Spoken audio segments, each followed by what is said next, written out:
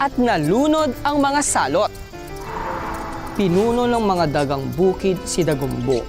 Mula nang mamatay ang kanyang ama, pikit matang tinanggap niya ang pamumuno sa mga dagang bukid. Nililibot nila ang di maliparang uwak na mga bukirin at gubat.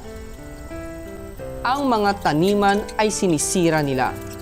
Si Metro Mouse naman ay kinikilalang pinuno ng mga dagang lungsod. Sanay sila sa pasikot-sikot, laman sila ng mga imbakan at bodega. Teritoryo nila ang paggawaan, supermarket at restaurant. Nakatira sila sa mga malalaking imburnal na nakabaon sa ilalim ng mga kalsada, mga pagawaan at mga butas sa loob ng bahay. Si Metro Mouse ay pinunong taga sa panahon, kahit di pa siya matanda. Isang araw, nagtagpo ang pangkat ni Dagumbo at Metro Mouse sa malaking imburnal sa lungsod. Huwag kayo mag-over the bakod sa aming teritoryo. Di kayo maaaring tumira rito. Akala ninyo dahil malaki ang lungga ninyo ay high-tech na kayo? Sukal sa ilong itong tinitirahan ninyong amoy estero. Kapit sa patalim ka ngayon para kayong mga basang sisiw na walang mapuntahan. Di kayo pwede rito. Magdaraan muna kayo sa ibabaw ng aming bangkay. Bato ang puso mo, Metro Mouse. Huwag naman.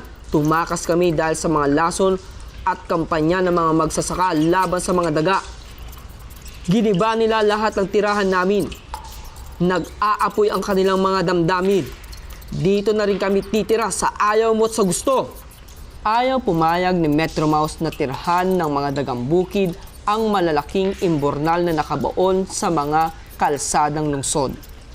Parang langis at tubig ang kanilang paninindigan. Nagkainitan ang dalawang pangkat. Parang nagdilubyo ang malalaking imburnal sa sagupaan ng mga dagang lungsod at mga dagang bukid. Hindi nila namalayan na malakas ang buhos ng ulan sa lungsod.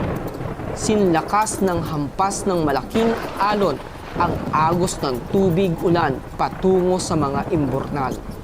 Parang hagupit ng tadhana ang pangyayari. Tinangay ng agos sina Dagumbo at Metro Mouse. Huli na ang lahat. Wala silang pagkakataong makatakbo sa mataas na bahagi ng malalaking imburnal. Nalunod ang di mabilang na mga dagang lungsod at dagang bukid. Pagkaraan ng malakas na ulan, para silang water lily na nakalutang sa lagusan ng tubig patungong dagat. Mga salot na nawalan ng buhay.